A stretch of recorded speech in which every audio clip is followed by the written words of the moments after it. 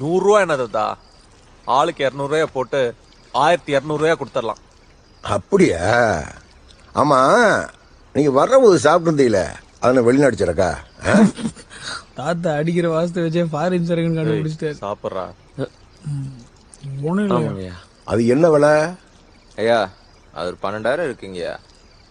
பாத்தீங்களா, வயிற்று பசியை போக்குற சாப்பாட்டுக்கு நீங்க கொடுக்கற காசு 100 ரூபா. ஆனா உங்க உடம்ப கெடுக்கிற சரக்கு கொடுக்கற காசு 12,000 ரூபா. இதனாலதான் விவசாயி நட்டப்படுறேன். சோறு வைக்கவா?